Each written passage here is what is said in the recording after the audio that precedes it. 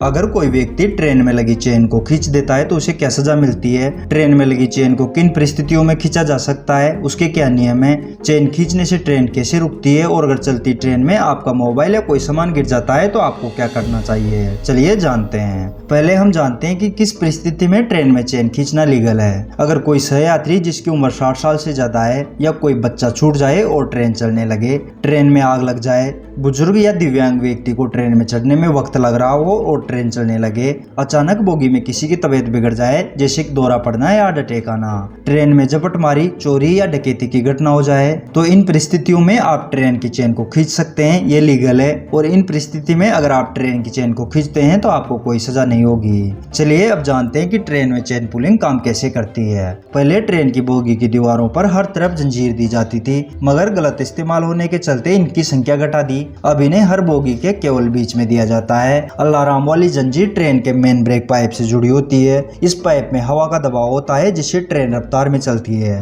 मगर chain pulling के वक्त यह हवा बाहर निकल जाती है। हवा के दबाव में आई कमी के कारण ट्रेन की स्पीड कम हो जाती है, जिसके बाद लोको पायलट उसको रोकता है। अब जानते हैं कि ट्रेन की चेन पुलिंग के लिए क्या सजा है। इंडियन रेलवे एक्ट 1989 की धारा 141 के तहत अगर कोई यात्री या कोई दूसरा व्यक्ति बिना किसी जरूरी वजह के जंजीर का इस्तेमाल करता है या रेलवे स्टाफ के काम में दखल अंदाजी करता है तो रेलवे एडमिनिस्ट्रेशन यात्रियों और रेलवे स्टाफ के काम में बाधा डालने के चलते दोषी व्यक्ति को 1 साल तक की सजा या 1000 रुपए का जुर्माना या फिर सजा और जुर्माना दोनों हो सकता है। किसी भी हालत में यह सजा पहली बार पकड़े जाने पर 500 रुपए के जुर्माने से, दूसरी बार या उससे ज्यादा बार पकड़े जाने पर 3 महीने की जेल से कम नहीं हो सकती है। चलिए अब जानते हैं कि अगर चलती ट्रेन में आपका मोबाइल फोन या कोई सामान गिर जाता है तो आपको क्या करना चाहिए। अगर आपका कोई सामान या मोबाइल फोन चलती ट्रेन से गिर जाता है और किसी सुनसान जगह पर गिरा है तो उसका मिल जाना 90% तय होता है।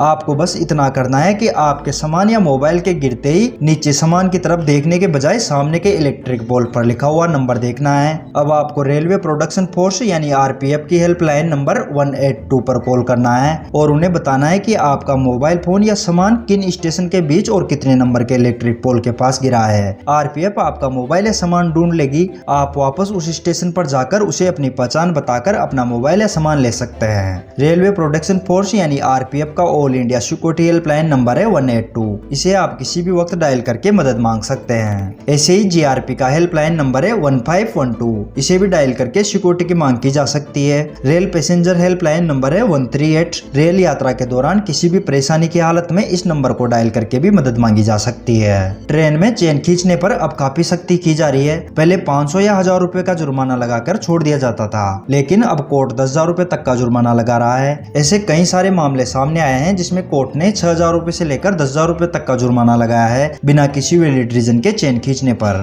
तो मैं उम्मीद करता हूँ कि आप ट्रेन में चेन खींचने और उससे संबंधित और नियमों के बारे में समझ गए होंगे। अगर आपको वीडियो पसंद आया हो तो लाइक करिए और अगर आपके मन में कोई सवाल है तो आप कमेंट करके पूछ सकते हैं।